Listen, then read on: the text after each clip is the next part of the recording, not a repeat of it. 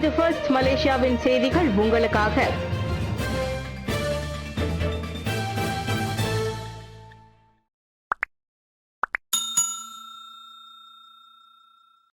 வேலை செய்யக்கூடிய எவரும் தகுதியானவரே. புக்கிட் அமான் சிஐடி இயக்குநராக குமார் நியமிக்கப்பட்டதை அன்வார் தற்காத்தார்.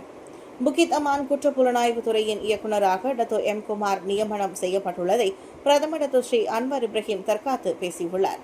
அரசாங்கத்தில் முக்கியமான பதவிகளை வகிக்கும் திறமையான நபர்களுக்கு இனம் தடையாக இருக்கக்கூடாது என்று அவர் சொன்னார்.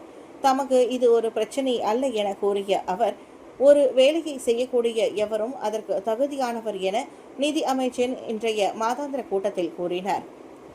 அரசு மலேசிய போலீஸ் படையின் உயர் பதவிகளில் பெரும்பாலும் மலாய்க்காரர்களே உள்ளனர். போலீஸ் படை தலைவர், துணைத் தலைவர் உட்பட பல்வேறு அரசு நிறுவனங்களில் அவர்கள் இயக்குநர்களாக உள்ளனர். எனவே குமார் நியமனத்தை பிரச்சனையாக்குவது சரியல்ல என்றார் அவர். பெரும்பான்மை மக்களுக்கும் சிறுபான்மை மக்களுக்கும் நியாயமாக நடந்து கொள்ள வேண்டியதே அரசாங்கத்தின் கடமையாகும் என அன்வார் சொன்னார். மலேசிய வரலாற்றில் தேசிய போலீஸ் படையில் ஓர் இந்தியர் இவ்வளவு உயரிய பதவியை வகிப்பது இதுவே முதன்முறை. பன்றி இறைச்சி இல்லை, பன்றி கொழுப்பு இல்லை என்பதன் அர்த்தம் பயனர்களுக்கு நன்றாகவே புரியும் என்கிறார் டொமினிக் லாவ். பன்றி இறைச்சி இல்லை, அதன் கொழுப்பு இல்லை என்ற அறிவிப்பு பலகைகளால் மட்டும் ஒரு உணவகம் ஹலால் சான்றிதழை பெற்றதாக அர்த்தமில்லை என்பதை இன்றைய பயனீட்டாளர்கள் நன்கு அறிந்து வைத்துள்ளனர். எதை தேர்ந்தெடுக்க வேண்டும், எதை தவிர்க்க வேண்டும் என்பது அவர்களுக்கு தெரியும் என கெரகான் கட்சி தலைவர் டொமினிக் லாவ் கூறியுள்ளார். அந்த அறிவிப்புகள் குறிப்பாக முஸ்லிம்கள் மற்றும் இந்துக்கள் தவிர்க்க வேண்டியதை அறிவுறுத்துவதற்கு உதவுகிறது. அதனால் கட்டுப்பாட்டை விட வெளிப்படைத்தன்மை மற்றும் விழிப்புணர்வில் கவனம் செலுத்த வேண்டும் என்றார் அவர். எனவே பன்றி இறைச்சி அல்லது பன்றி கொழுப்புகளை பரிமாறாத உணவகங்கள் ஹலால் சான்றிதழ் பெற்றிருக்காவிட்டாலும் அவற்றின் முயற்சிக்காக பாராட்ட வேண்டும் என்றார் அவர். ஹலால் சான்றிதழ் இல்லாத உணவகங்கள் பன்றி இறைச்சி இல்லை அல்லது முஸ்லிம் தோழமை உணவகங்கள் என்ற வார்த்தைகளை பயன்படுத்தக்கூடாது என ஸ்லாங்கூர் இஸ்லாமிய துறையான ஜைஸ் நினைவூட்டி இருப்பது குறித்து டொமினிக் அவ்வாறு கருத்துரைத்தார். மகன் மீதான தாக்குதலுக்கு இஸ்மாயில் சப்ரி கைரி காரணமல்ல, ரபிசி விளக்கம். தாம் அமல்படுத்தப்படவிருப்பதாக கூறப்படும் ஒரு பெரிய மோசடி முன்னாள் பிரதமரான டாக்டர் ஸ்ரீ இஸ்மாயில் சப்ரி அல்லது முன்னாள் சுகாதார அமைச்சர் கைரி ஜமாலுடன் சம்பந்தப்பட்டது அல்ல என பாண்டார் நாடாளுமன்ற உறுப்பினர் டாக்டர் ஸ்ரீ ரபிசி ரம்லி கூறியுள்ளார். தமக்கு வழங்கப்பட்ட துப்புகள் அவ்விருவர் தொடர்புடையது அல்ல என ஃபேஸ்புக்கில் ரபிசி சொன்னார். எனவே கருப்பு பண மோசடி தொடர்பில் இஸ்மாயில் சப்ரி கைரி இருவரையும் சிக்க வைப்பதை தமது நோக்கம் என பரப்பப்படும் வதந்திகள் விவகாரத்தை திசை திருப்பும் முயற்சி என்றார் அவர். தகவல் வழங்கி உதவியவருடன் தாம் திடீரென சந்திப்பு நடத்தியதாக திடீரென பரவி வரும் குற்றச்சாட்டுகள் குறித்து அவர் இந்த விளக்கத்தை அறிவித்துள்ளார். அந்த வதந்திகள் தொடர்பில் போலீசில் புகார் செய்யும் இஸ்மாயில் சப்ரியின் நடவடிக்கையை தாம் முழுமையாக ஆதரிப்பதாகவும் அவர் சொன்னார். அண்மையில் புத்ரஜயாவில் ரபிசியின் மகன் மர்ம கும்பலால் தாக்கப்பட்டார். அது தற்போது விசாரணை நடைபெற்று வரும் ஒரு மோசடி குறித்து தாம் வாய் திறக்காமல் இருக்க விடுக்கப்பட்ட ஒரு வகை மிரட்டலை என அப்போது ரபிசி கூறியிருப்பது குறிப்பிடத்தக்கது. வெளிநாட்டு தொழிலாளர் ஒதுக்கீட்டுக்கான விண்ணப்பங்களை மீண்டும் திறக்க அரசாங்கம் அனுமதி. சைஃபுதீன். வெளிநாட்டு தொழிலாளர் ஒதுக்கீட்டுக்கான விண்ணப்பங்களை மீண்டும் திறக்க அரசாங்கம் முடிவு செய்துள்ள போதிலும் குறிப்பிட்ட துறைகள் மற்றும் துணை துறைகளுக்கு மட்டுமே இந்த அனுமதி இருக்கும் என்று உள்துறை அமைச்சர் சைஃபுதீன் நசுதியோன் இஸ்மாயில் தெரிவித்தார். தமது அமைச்சிற்கும் மனிதவள அமைச்சிற்கும் இடையிலான கூட்டுக்குழு கூட்டத்திற்கு பிறகு 3 துறைகள் மற்றும் 10 துணை துறைகளுக்கு சம்பந்தப்பட்ட அமைச்சுகள் முன்மொழிவுகளின் அடிப்படையில் விண்ணப்பங்கள் மீண்டும் திறக்கப்படும் என்று சைஃபுதீன் கூறினார்.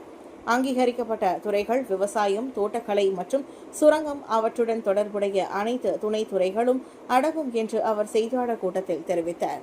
தனித்தனியாக சேவைத்துறையின் கீழ் வெளிநாட்டு தொழிலாளர்களுக்கு விண்ணப்பிக்க அனுமதிக்கப்பட்ட துணை துறைகள் மொத்த மற்றும் சில்லறை விற்பனை, கிடங்கு பாதுகாப்பு சேவைகள், பழைய உலோகப் பொருட்கள், உணவகங்கள், சலவை நிலையங்கள், சரக்கு கையாளுதல் மற்றும் துப்புரவு சேவைகள் ஆகும்.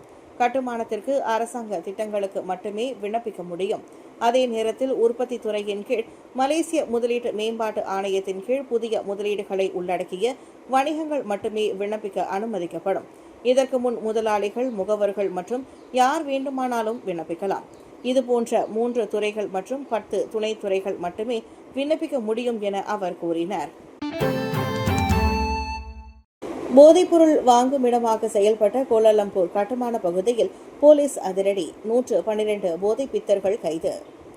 கூட்டரசு தலைநகரில் தங்க முக்கோண பகுதியில் போதைப்பொருள் வாங்கி செல்லும் இடமாக இருந்த இடத்தில் மேற்கொள்ளப்பட்ட அதிரடி நடவடிக்கையில் 112 போதை பித்தர்கள் கைது செய்யப்பட்டனர். 19 முதல் 61 வயதுடைய அவர்களில் 5 பெண்களும் அடங்குவர். இவர்கள் அனைவரும் போதைப்பொருள் பயன்படுத்தியுள்ளனர் என்பது அவர்களிடம் மேற்கொள்ளப்பட்ட சோதனையில் தெரிய வந்தது. இவர்களில் சிலர் பாதுகாவலர்களாகவும் குத்தகை தொழிலாளர்களாகவும் இருந்து வருவதாக தேசிய போதைப்பொருள் எதிர்ப்பு நிறுவனத்தின் தலைமை நிர்வாக அதிகாரி டத்தோ ருஸ்லின் ஜூசோ தெரிவித்தார். கைது செய்யப்பட்ட அனைவரும் 1983ஆம் ஆண்டின் போதை பித்தர்களின் சிகிச்சை மற்றும் மறுவாழ்வு சட்டத்தின் கீழ் விசாரணைக்காக தடுத்து வைக்கப்பட்டுள்ளனர். போதை பித்தர்களிடையே போர்ட் எம்பி என்று அழைக்கப்படும் கைவிடப்பட்ட கட்டுமான பகுதியில் 20 தனிப்பட்ட நபர்களும் கைது செய்யப்பட்டனர். புகையிலை கும்பலின் 218 மில்லியன் ரிங்கிட் வங்கிக் கணக்கை MACC முடக்கியது. புகையிலை, சிகரெட் மற்றும் சுருட்டு கடத்தலில் தொடர்புடையதாக நம்பப்படும் பல்வேறு நிறுவனங்களில் அதிரடி சோதனை நடத்திய மலேசிய ஊழல் தடுப்பு ஆணையமான MACC 218 மில்லியன் ரிங்கிட் மதிப்புடைய வங்கிக் கணக்கை முடக்கியுள்ளது. கிளான் பள்ளத்தாக்கு மற்றும் ஜொஹூரை சுற்றியுள்ள 14 இடங்களில் நேற்று உள்நாட்டு வருமான வரி வாரியம், பேங்க் நிகேரா மற்றும் சுங்கத்துறை இணைந்து MACC சிறப்பு செயல் நடவடிக்கை பிரிவு இந்த நடவடிக்கையை மேற்கொண்டது. இந்த கும்பலில் அமலாக்க நிறுவன அதிகாரிகளும் ஈடுபட்டிருப்பதாக நம்பப்படுவதோடு பண மோசடி நடவடிக்கைகள் மூலம் சம்பந்தப்பட்டவர்களின் சொத்துக்களை கண்டுபிடித்து பறிமுதல் செய்வதற்கான முயற்சிகளில் விசாரணை கவனம் செலுத்தும் என்று MACCக்கு நெருக்கமான தகவல்கள் மூலம் தெரிய வருகிறது. இந்த கடத்தல் நடவடிக்கையால் 2020ஆம் ஆண்டு முதல் கடந்த ஆண்டு வரை அரசாங்கத்திற்கு 250 மில்லியன் ரிங்கிட்டுக்கும் அதிகமான வரி வருவாய் இழப்பு ஏற்பட்டுள்ளது. தொடர்ந்து விசாரணைகள் மேற்கொள்ளப்படுவதற்காக இந்த செயலில் ஈடுபட்டதாக அடையாளம் காணப்பட்ட பல நிறுவனங்களின் இறக்குமதி உரிமங்களையும் உள்நாட்டு வருமான வரி வாரியம் நிறுத்தி வைத்துள்ளது. காலாவதியான சாலை வரி ஆடம்பர லாம்போகினி காருக்கு சீல் வைத்த தெலங்கானா JPJ. சாலை வரி காலாவதி ஆனதால் ஒரு ஆடம்பர லாம்போகினி காருக்கு தெலங்கானா சாலை போக்குவரத்து துறை சீல் வைத்துள்ளது. குவாலதெலங்கானாவில் 34 வயது ஆடவர் ஓட்டி சென்ற அக்கார் ஓப்ஸ் லக்ஸரி ரோந்து சோதனையில் ஈடுபட்டிருந்த JPJ அதிகாரிகளிடம் சிக்கியது. சோதனைக்காக ஒலிபெருக்கி வாயிலாக நிறுத்த சொன்ன போதும் மறுத்து வேகமாக சென்ற காரை சுமார் 1 கிலோமீட்டர் தூரம் அதிகாரிகள் துரத்தி சென்றனர். பின்னர் ஒரு வழியாக பிடிபட்ட அவ்வாடவர் நேரடியாக JPJ அலுவலகம் வர பணிக்கப்பட்டார். அங்கு பரிசோதித்ததில் சாலை வரி காலாவதியானது மட்டுமல்லாமல் வாகன காப்பீடும் காலாவதி ஆகியிருந்தது. வாகன பதிவு எண் பட்டையும் விதிமீறலை கொண்டிருந்தது. இதையடுத்து உடனடியாக அந்த லம்பகினிக்கு சீல் வைக்கப்பட்டது. ஆஸ்ட்ராமா பள்ளியில் பகடிவதைக்கு ஆளான 20க்கும் மேற்பட்ட மாணவர்கள் 2 கைது. மலாக்கா சுங்கை ஊடாங்கில் உள்ள தங்கும் விடுதியோடு கூடிய பள்ளி ஒன்றில் 20க்கும் மேற்பட்ட மாணவர்கள் பகடிவதைக்கு ஆளான குற்றச்சாட்டில் 2 மாணவர்கள் காவல்துறையால் கைது செய்யப்பட்டுள்ளனர். இந்த வழக்கு தண்டனை சட்டத்தின் கீழ் விசாரிக்கப்பட்டு வரும் நிலையில் குற்றம் நிரூபிக்கப்பட்டால் குற்றவாளிகளுக்கு ஓராண்டு சிறை தண்டனையும் 2000 ரிங்கிட் அபராதமும் விதிக்கப்படும் என்று எதிர்பார்க்கப்படுவதாக மலாக்கா தெங்கா மாவட்ட காவல்துறை தலைவர் கிறிஸ்டபர் பத்தீத் கூறினார்.